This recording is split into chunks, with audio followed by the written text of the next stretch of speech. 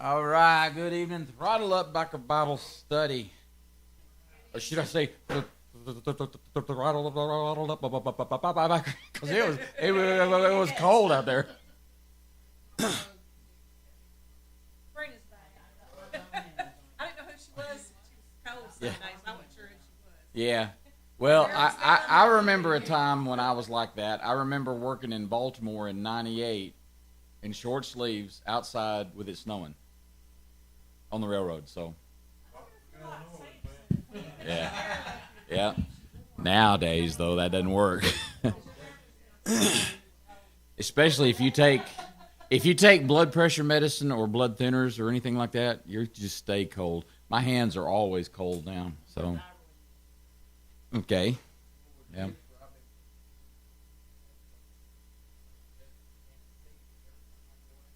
Yes.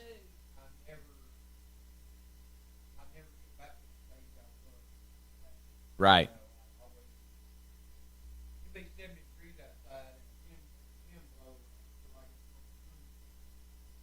Yep. All right, so we are still in the book of Genesis, and we aren't anywhere near being through with talking about Abram, right? All the things he's done, and I'm looking forward to seeing the reactions tonight of a couple of people about some of the things I'll be saying. So we'll look into that as we get there. But we're going to be in Genesis chapter 23 tonight. But if you remember, last week we talked about chapter 22. Abraham was to sacrifice Isaac, and I compared the whole journey to the travel of Christ in the last 3 days and his crucifixion and all that stuff. And it's interesting to know that there are people out there that never heard that before, and that's one of the things I think it is so impressive about the Bible, how if you don't catch that story, you miss a lot of the things that happens. Okay, so let's talk a little bit before I pray about Abraham. What did God promise Abraham? Okay, through his children, he would build great nations, right? So how many children's? Okay. Tonight, we're going to speak about something else. In God's eyes, Ishmael does not exist, because he said last week that take your child, your son, your only son, with whom you love. And I said that was the first time we heard the word love in the Bible. And there's a lot of other firsts tonight. I hope I don't miss any of them, but it's going to be a lot of fun. Okay? Are you ready to be challenged? Okay, don't shake your head no. Just shake your head this way. There you go. Okay. Let me open us up in prayer then. Heavenly Father, Lord God, I praise your name for all the things that are happening here right now. Father, for this group of people physically here or watching online that are hungry for understanding what the words actually mean, so that they don't miss the stories that you've put in front of us, Lord, to make us understand how to live our lives better. Father, I thank you for all of these words, and I thank you for the discernment, the ability to give this message out to people so that they understand more about why we need to know the Old Testament, and why we need to know about your wrath, and why it is important so that we understand better what Jesus has done for us through the cross. Father, we thank you again. Lord, come be with us tonight. Lord, as we have fun learning more about Abraham and the things he does. Father, thank you again in Jesus' name. Amen. And suddenly I can't talk. Suddenly I feel like I should be on a radio station down in Mexico. All right, so Genesis chapter 23, verse 1. Why did my phone quit? Genesis 23, 1. Is it up there? It's up there. Yay! Here we go. So, again, I've got ESV and the King James, and there's a lot of marks on my page, so if I miss one, I apologize. I'll go back to it. But we got a couple of verses where there's something different. Verse 23, Sarah lived 127 years. Stop. What'd I say? Chapter 23, verse 1. But when I open my Bible, there's no 1. It just says 23. So that's just the way it looks. Okay, so when did Sarah have Isaac? She was 90. That is correct. You got close. You got the right decade. She was 90 when he was born. Now it says she lived 127 years. So now Isaac is 37, right?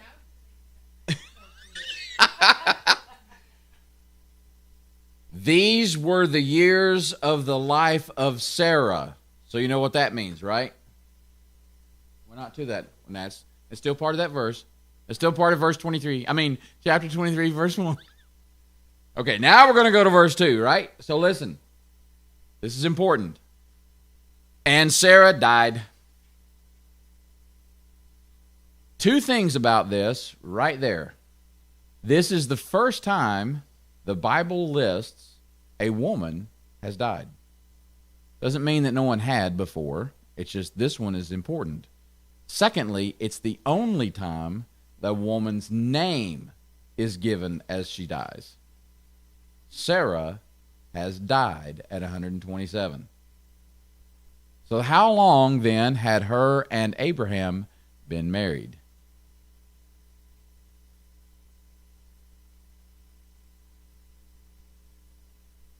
Well, she's only 127, so no.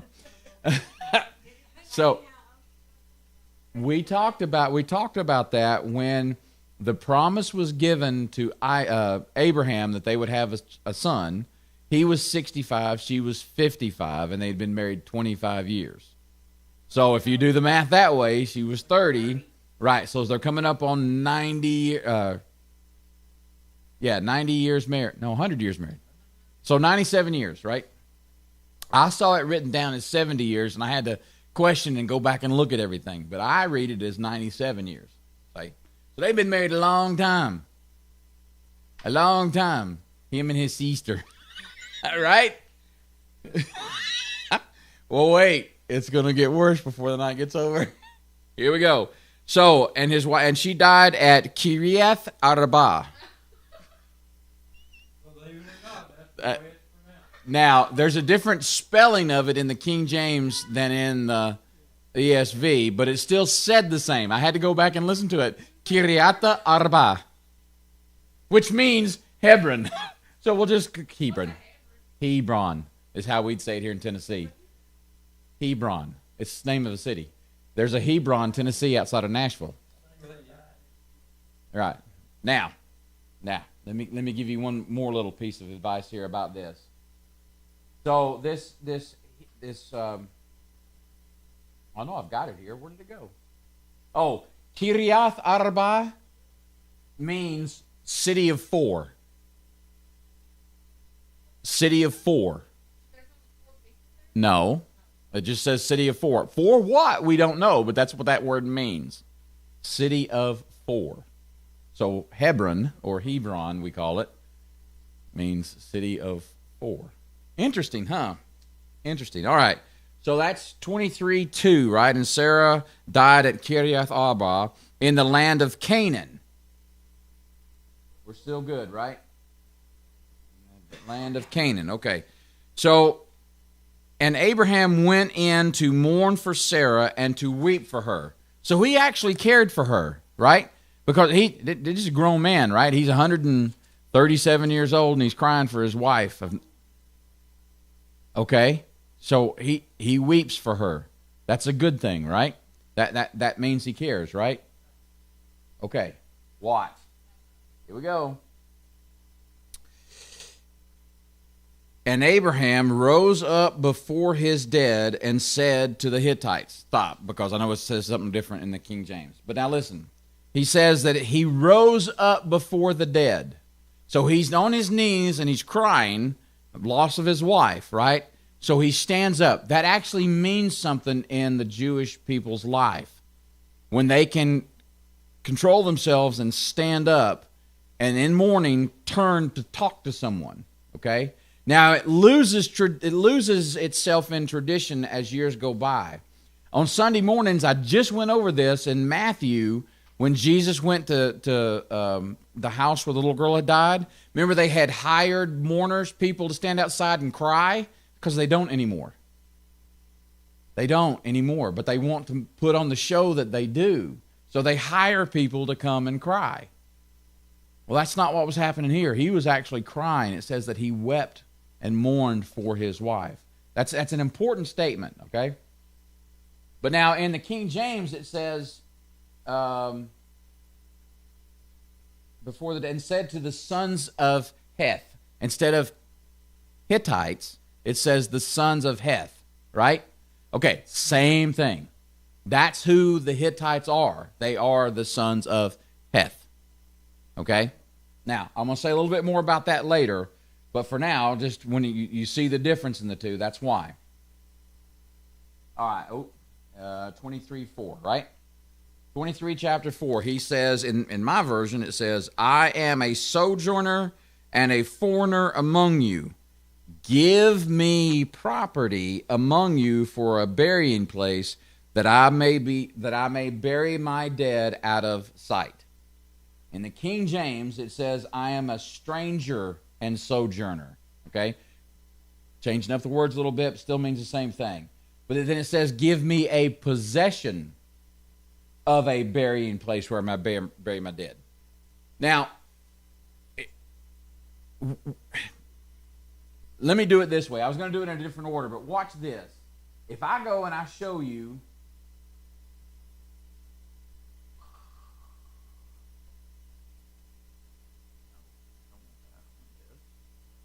hello. Sure, do it out of order and it stops working. I want library, TUBBS. Stop. Take a look up here. You please show me the map? Thank you. So that is a map of the area that God promised Abraham. From the Dead Sea to the Mediterranean, from the north of the area known as Judea, all the way down to Judah, all the way down through the plains of Negev, right? So here is Jerusalem up here on Mount Moriah, right? We've talked about that a little bit. But here is Hebron, right? So this is that place where they're at. So if you look at this area, this is Israel. But this location here, down in this bottom section, you would know today as the West Bank. So that is currently Palestinian territory, right? And if I say that wrong, I apologize. That's just what I remember. Whenever I hear the West Bank all the way out to Gaza, that is Palestinian territory. And that makes a difference when I tell you about something in a little bit, okay? So that's what we're talking about. So this Kiryat Arba, just to make her laugh, is down in the south of Jerusalem. And it's important that you know that because you can see it today. This place is important, but I wouldn't go there. They don't take kindly to outsiders there anymore. All right, but watch. So we're in Genesis 23, that was chapter 4, right? So he says, give me a place to bury my wife. Do you know why it's so important that you understand he says the words, give me? Pay attention to what happens in verse 5. Verse 5 says, and the children of Heth, or the Hittites, or I lost my place. The Hittites, right. The Hittites answered Abraham. I need to read it out of this so I get it right. So this is verse 5, right? The Hittites answered Abraham, and again, that's the sons of Heth, right? That's 5. 6. You want to do this? Great. Thank you. So we're in verse 6 now. It says, hear us, my Lord, you are a prince of God among us. Bury your dead in the choicest of our tombs. None of us will withhold from you this tomb to hinder you from burying the dead. Oh, yes. And that's not as deep as it goes. But now in the King James, it says the choice of our sepulchres. Sepulcher is tomb in this case. Sepulcher has multiple meanings throughout the Bible. It could mean staff, it could mean a headdress, it could mean a lot of different things. But this one is tombs, okay? So sepulchres bury the dead, and none shall withhold from thee the sepulcher, but thou mayest bury thy dead. So they're being kind, right? And saying, look, you choose where you want to bury your wife, and it'll be okay. And it sounds like it's really nice, doesn't it? Okay, it's not. It's not nice at all. Because they are infamous. They are well known for being bad at giving things and then demanding that you pay tribute for it. Oh, yeah. So, incorrectly in our lifetimes, we would have probably said, well, they're Indian givers. Well, they're not in India, right? Sorry, I had to make you laugh. No, it's what it means. It's they give something with the expectation of something coming back. Okay, but also Abraham says, give me. There's a reason he says that. Please go to the next verse, verse 7. Verse 7 then says, Abraham rose and bowed to the Hittites. So he's giving them homage, right? Or sons of Heth, right? The people of the land. Verse 8, and he said to them, if you are willing that I should bury my dead out of my sight, hear me and entreat me, entreat for me Ephron, the son of Zohar. These are people that are listed in the Hittite structure, right? He's mentioned a couple of times in the Bible, right? He says, verse 9, that he may give me the cave at Machpelah, which no longer is called by that, but the word that they replaced it with I can't say, but Machpelah, which he owns, it is at the end of his field. For the full price, let him give it to me in your presence as property for a burying place. Let me tell you what's going on in that area known as the Hittite, land of the Hittites at that time. If they give you something, you don't have to pay taxes for it. They do. So Abraham's saying, give me a place to bury my wife so that I don't have to pay for it. Well, the Hittites are a little smarter than that, and they said, we'll give you something, knowing that they're going to ask for something in return, so they no longer have to give taxes for it. So he's like, okay, look, just tell this guy, this Ephraim, the son of Zohar, tell him I want to buy the cave at the end of his field. Oh, but that's part of the piece of land that's precious to us because there's no one buried there yet. Now, that's not written there. But when you study about these caves and what they do and how they turn them into tombs, it hadn't been done yet. That's why they were willing to sell it. Once a body goes in, they couldn't sell it anymore. Okay? So Abraham's trying to get a piece of land without paying for it, and the Hittites are trying to get him to pay for the land and pay the taxes. All right? So it's all this mishmash kind of thing that's going on. Watch what happens next. So that he may do the Machpelah for full price. Verse 10. Now Ephron, who was sitting among the Hittites, and Ephron the Hittite answered Abraham in the hearing of the Hittites, so everybody could hear, right, of all who went into the gate of his city. Okay, so that's this Hebron, right? He's talking about this piece of land that's close to the city, and at this gate we say this, verse 11, know my Lord. Now they're calling him prince, they're calling him Lord, and he just said, I'm a stranger and a sojourner. Where's he from? Oh, come on, you've got to know this one. You have to know that he's from the Ur of Chaldees. Right. So that's the land he calls home is Ur of Chaldees, which is just outside the Oaks of Mamre. I am. I am. Right? So he's not from this area of the Hittites. that one more time? Ur of Chaldees, which are just outside the Oaks of Mamre. I remember you showing us that. Uh-huh. Yeah. I don't ever remember heard the Chaldees. I remember All right. either one of them. So- Oh, that's there. I did. So listen. So he is from the city up north. Let's just put it that way. He's from the city up north, and he came down, but and he brought all of his flocks and all of his slaves and all of his people.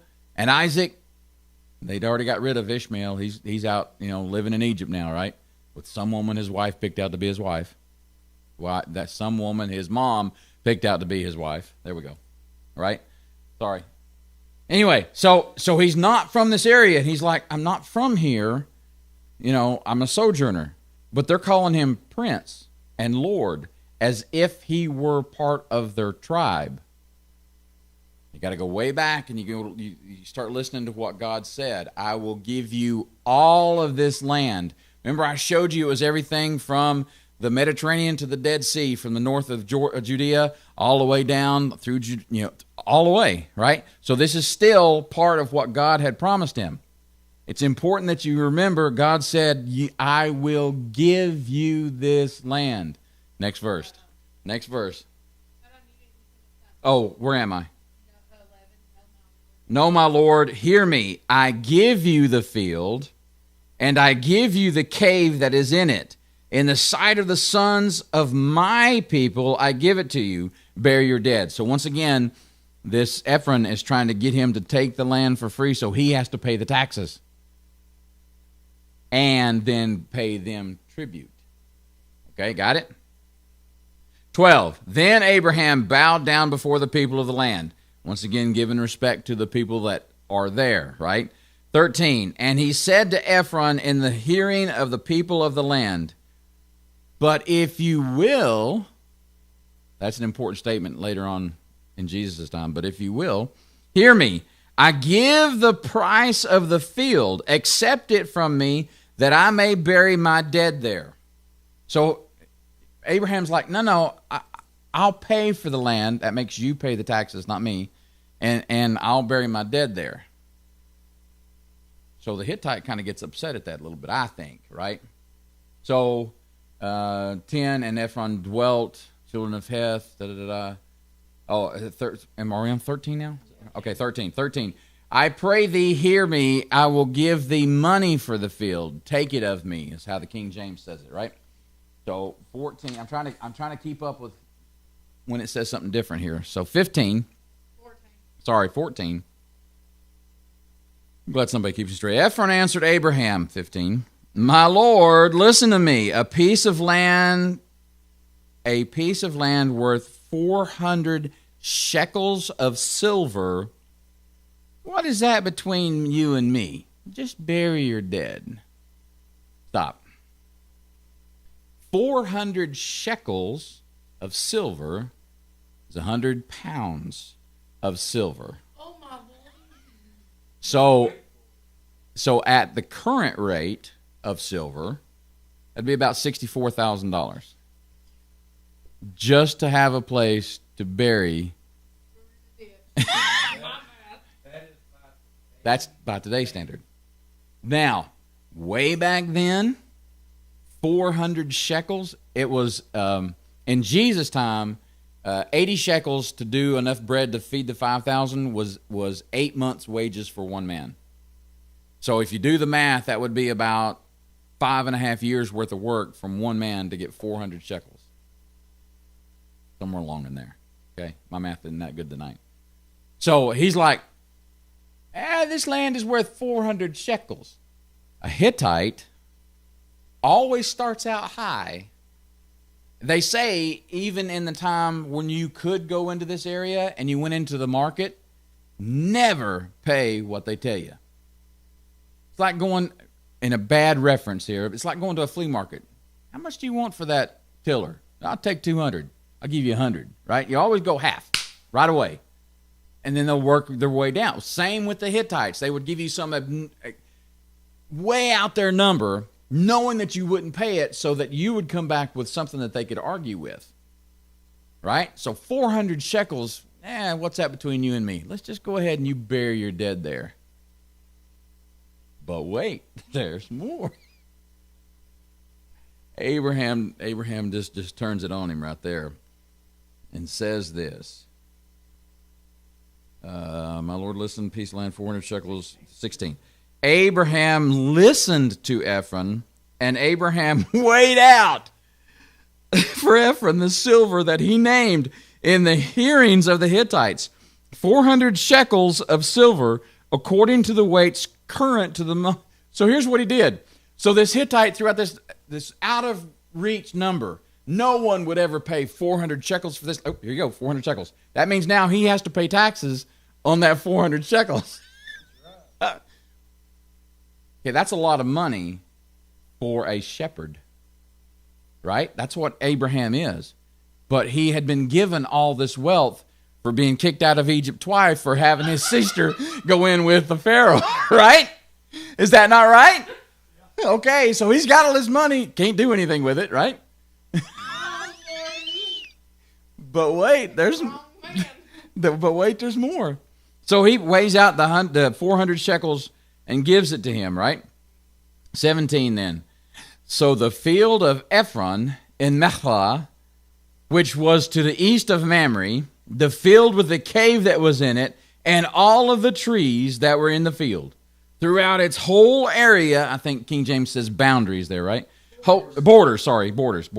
So the whole area was made over to 18 to Abraham as a possession in the presence of the Hittites. Now he can't argue that he didn't do this. That's kind of why Abram did it while everybody was standing around. He's a pretty smart guy, right? So before all who went into the gate of the city, 19, after this, Abraham buried his wife Sarah in the cave of the field of Machpelah, east of Mamre, that is Hebron, in the land of Canaan. Stop. If you go back, I don't know where the back button is. Yeah, try and see. And then hit the word TUBBS. And then where it says the very bottom picture, whatever it is. And then click on that picture. This is what it looks like today. The cave has a giant building around it, and it's still there. Okay? Now, again, now it's in Palestinian or Muslim-controlled areas, and they also agree that Sarah is buried there. Now, this is important, okay? Because that's where the division between what will become Christianity, Jewish to Christianity, and the lineage that will lead to Muslims meet, is Abraham, Ishmael, and Abraham. But wait, that's Sarah that's buried there, right? Sarah's not the only one buried there. Let me give you a list of people that you know already and that you haven't met yet. So in this tomb, this cave that now has this giant building around it, is Sarah and Abraham and Isaac and his wife Rebekah and the child Jacob and his wife Leah. Now, there's a whole lot of story between burying Sarah there and those names I just gave you. However, they are all extremely important to both sides of this story. The Muslims say, yeah, these people are buried here. So, outside of Christianity, outside of Judaism, there is another cult that says, we agree with these writings, they're there. Yes, sir. It is a holy site. Right. 20 years ago, we could have taken a field trip and gone there. We can get up to the gates and look into the opening of the cave. But there's a gate that's been put there because everybody wanted to go down and touch the grave site. Okay?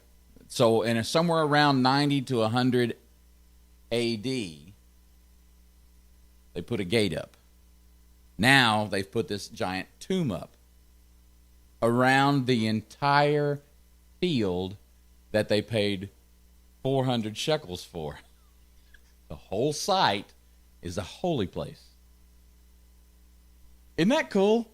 You know, like I say, we read the words, but unless you get in and dig and find out these backstories, you might miss that this giant building, which happens to be a little bit smaller, but still in the same structure of the Temple of Jerusalem. It has rooms, it has staircases, it has columns, it has all kinds of stuff. It has tapestries that are woven worth millions, they say. Of course, they'll never come out of there. Yeah, for thousands of years.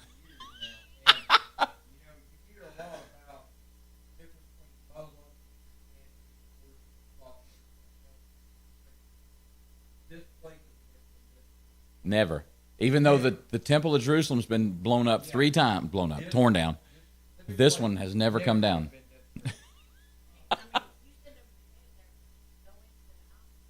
Because it's Palestinian controlled now, Muslims, we're not welcome. Yes, you could get down to the gate that's over the entrance of the cave, and you could look through the gate and see as far as the light would go into the cave where the people are buried. Yeah, that's up in the building, yes. Oh, yeah. Yep. How cool would it have been to be able to go there?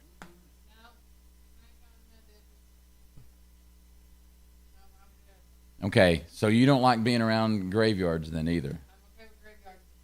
Okay, because when I was a kid, you know the graveyard that's down here that divides Douglas north and south? I used to play softball in that graveyard. Yes, it is. There's one headstone up at the top, and they are Civil War and World War I veterans that are up there. Nope.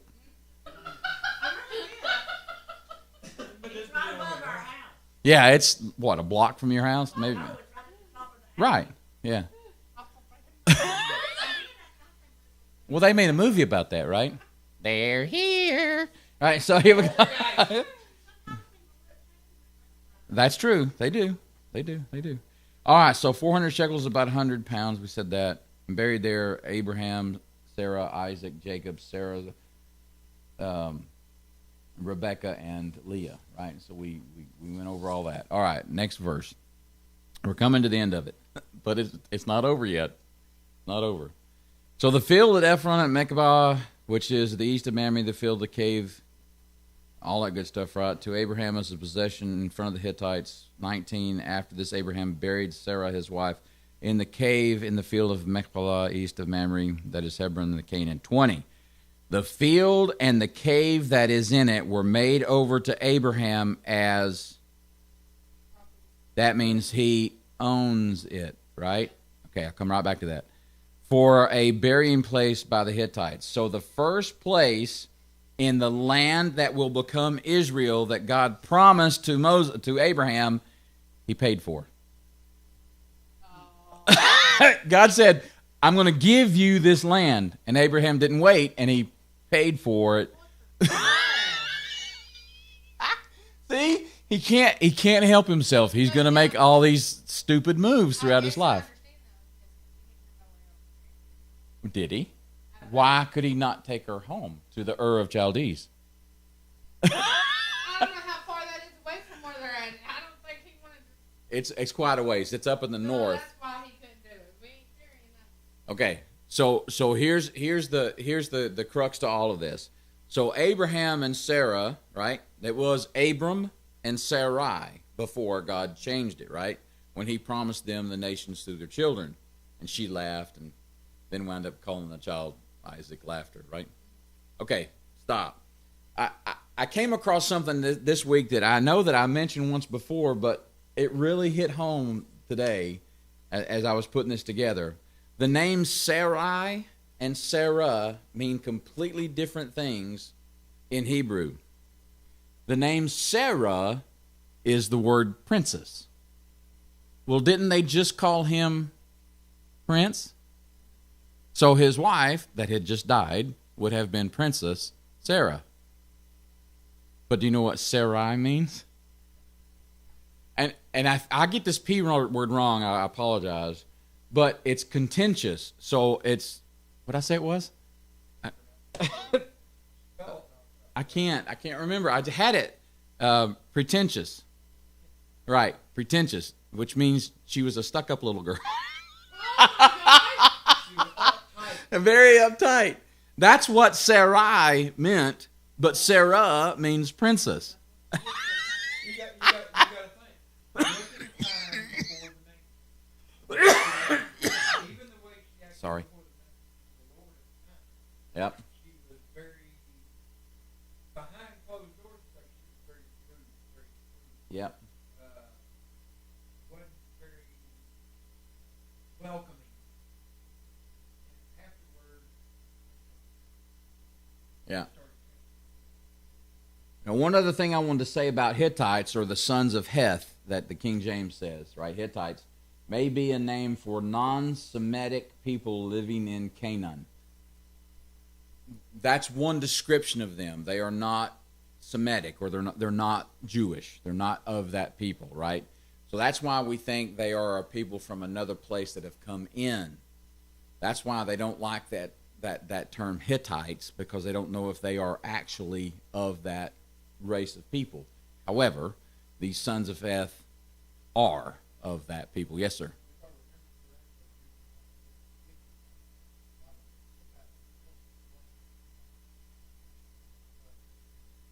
Right. The Hittites were slaves that were brought in, and then they rose up and slayed their masters. That is correct. I read that as well.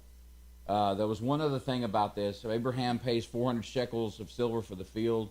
Seems like a high price because of the area that they're in.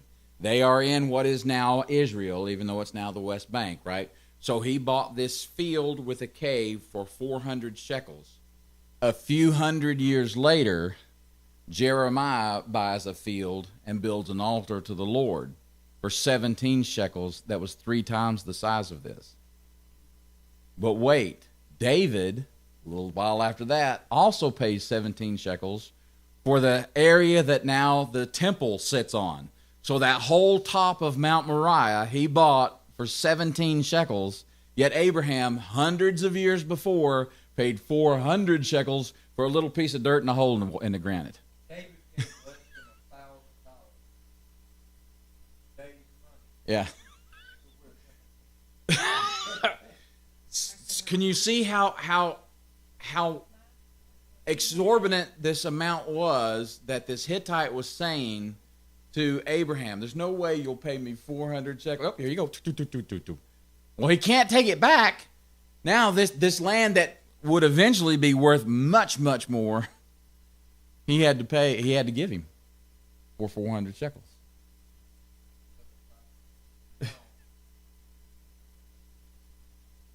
Yeah.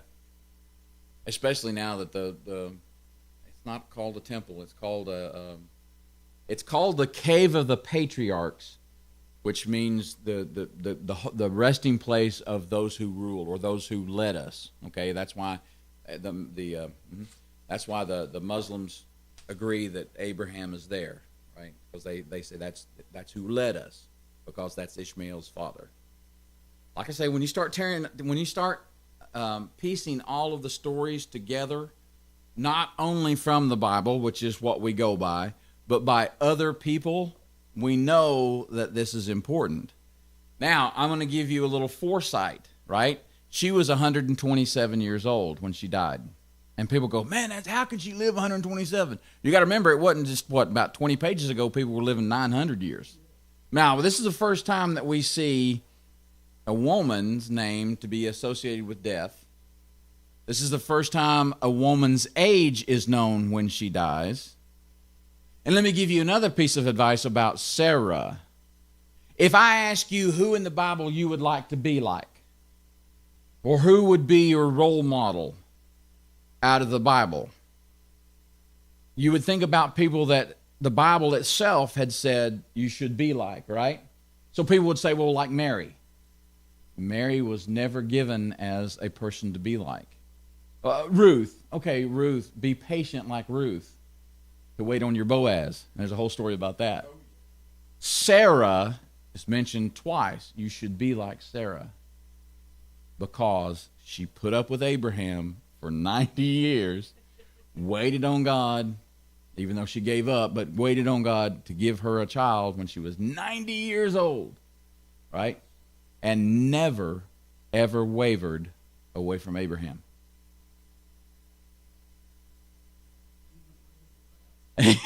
because it was his sister. And so, Hagar. That's Ishmael's mother. Yes, Hagar. Now, she's dead. She's stuck in a hole in the granite.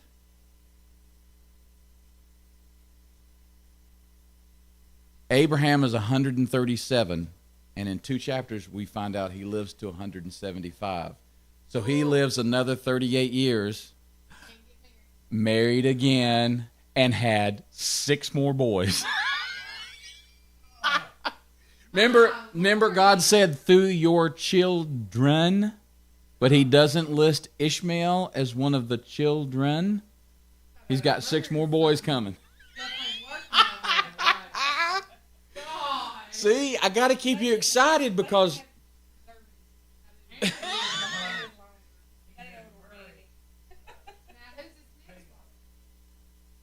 we're going to find that out in 2 chapters. Right.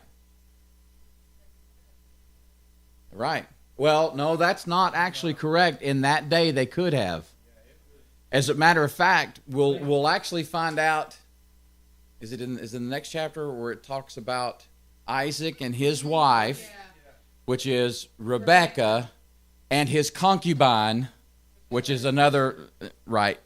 Yeah. See, you've already started reading. I love it. No, I knew that because I'm thinking that is because the dad promised him one if he did like promised him Rebecca if he did something. Right. He did it. And then he gave her No, here's this one. Rachel, But I right? want Rebecca. He said, I'll give you my daughter, but he didn't say which one. Right, but he wanted Rebecca. I mean, yeah, he wanted Rebecca, and then so he had to do more work for that. So once again, this family of Abraham, the father of many nations, we're starting to see is just he's related to a bunch of us because we have families that parts of the family that do things that are outside what we think is should be, right? He might have been a redneck, right? No, he's buried in Egypt, I believe. I could be wrong, but I believe I read that. He's buried in Egypt. No, I say the rest of No. Only certain people are in Isaac and Jacob, and then that's it. the rest of them. The rest of them are at the Ur of Chaldeans. there. They went back to Or their Jerusalem. homeland. Right. Or Jerusalem, or in that area.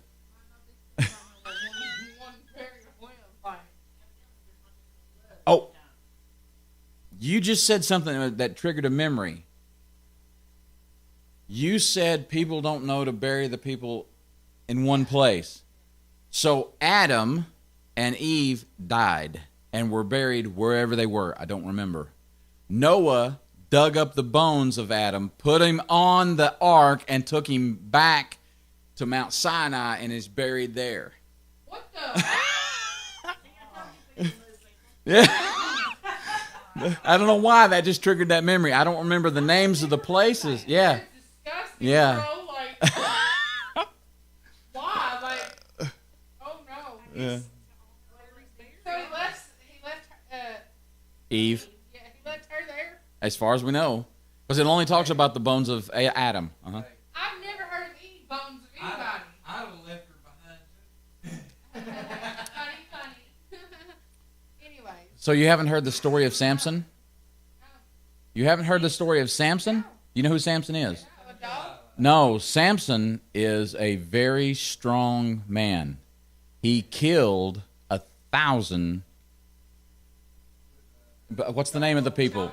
Yes, I'm going to get to that. What are the name of the people? Philistines. He killed 1,000 Philistines by himself with the bone, the jaw of an ass. Of a donkey? Yeah. Okay. That donkey. Yeah. They By had himself. swords, spears, armor. They had everything. They were so They had tanks. They had warthogs. No, I'm just kidding. By their standards then, Yeah. pretty much. And they were big people.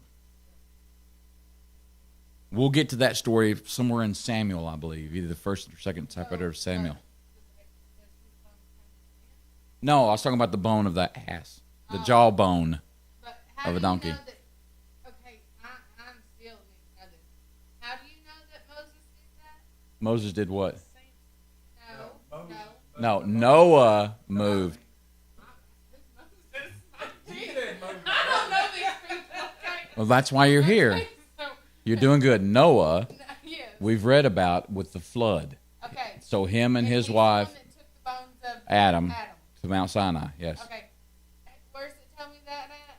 That's in Jeremiah, I believe. I'll have to look it up again. It's been a long time since I read actually that. in the Bible? Yes. Yeah.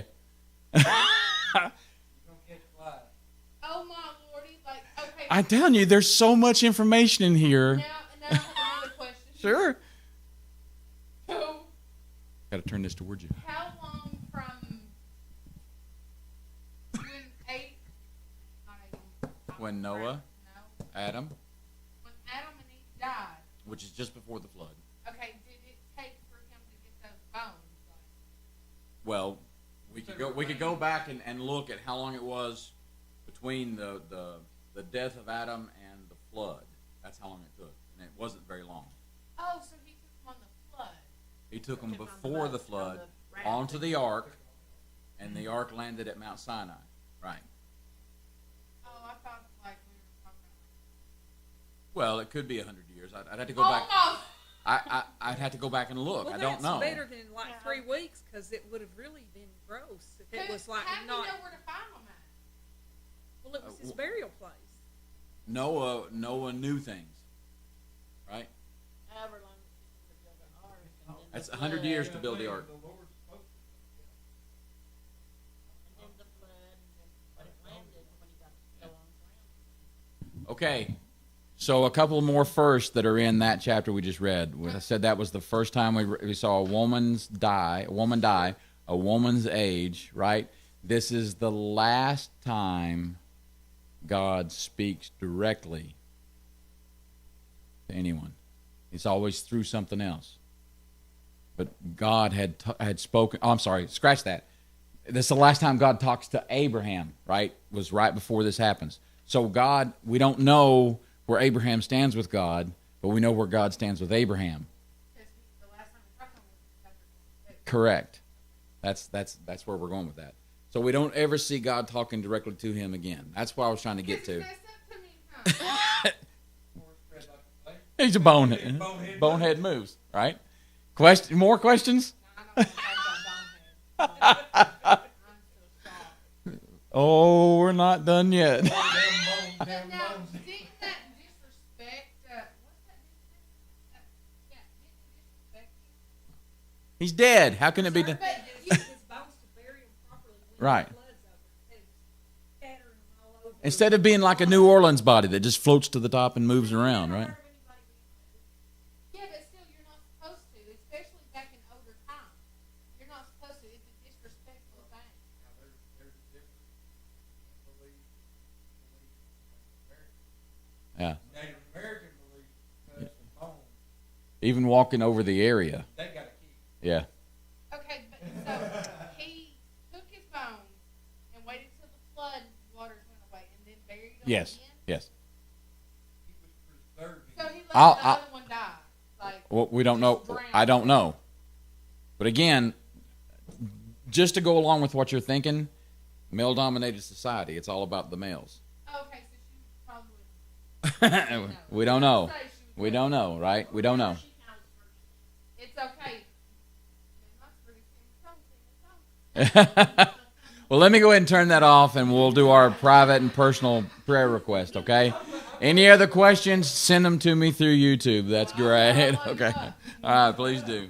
All right, see you guys Sunday morning at 11 o'clock for Matthew. Where are we now? Chapter 11, I believe it is.